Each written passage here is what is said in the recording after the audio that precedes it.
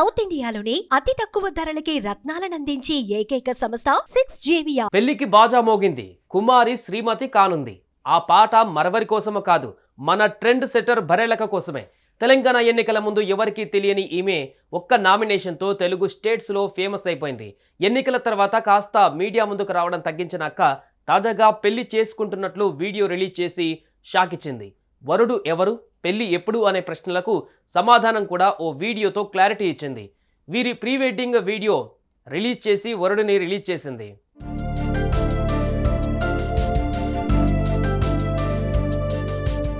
బర్రెలక్క అలియా శిరీష అక్క ఇది వరకు ఎవరికీ తెలియదు, కానీ తెలంగాణ ఎన్నికల పుణ్యమా అని అందరికీ తెలిసింది.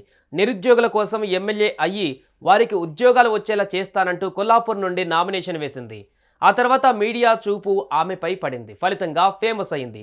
ఎన్నికలలో ఓడిపోయిన విషయం పక్కన పెడితే శిరీష ఇప్పుడు అత్తారింట్లో అడుగు పెట్టబోతోంది.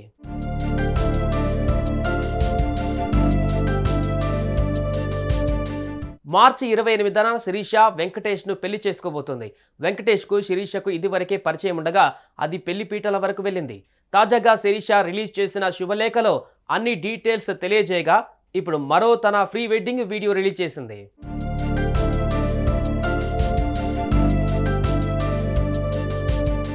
శిరీష వెంకటేష్ ఇద్దరు ఈ ప్రీ వెడ్డింగ్ సాంగ్లో నవ్వుతూ ఆనందంగా చిన్న చిన్న స్టెప్పులు వేశారు. వెస్టర్న్ ట్రెడిషనల్ లెటర్స్లో ముద్దుగా కనిపించారు. ముఖ్యంగా శిరీష చీరకట్టులో అందంగా కనిపించింది.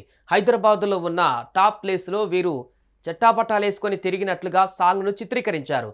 ఇద్దరి కోసం స్పెషల్గా ఈ సాంగ్ రాయించింది బరెలక్క. పాటలో వధూవరుల పేర్లు వచ్చేలా ప్లాన్ చేసింది.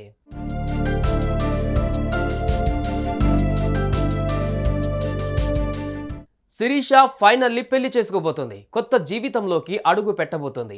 ఇక ఈ విషయం తెలిసిన బర్రెలక్క ఫాలోవర్స్ ఆమెకు కంగ్రాట్స్ అంటూ కామెంట్ చేస్తున్నారు. ఇక బర్రెలక్క వెంకటేష్ను పెళ్లి చేసుకుని హ్యాపీగా ఉండాలని, నిరుద్యోగుల కోసం ఆమె చేస్తున్న పోరాటం కూడా ఆగకూడదు అని అంటున్నారు. మీరు కూడా మీ విషెస్ను కామెంట్స్లో బర్రెలక్కకు తెలియజేయండి. సుమన్ టీవీలో మీ పర్సనల్ అండ్ బిజినెస్ ప్రమోషన్స్ కోసం కింది నెంబర్కి కాంటాక్ట్ చేయండి.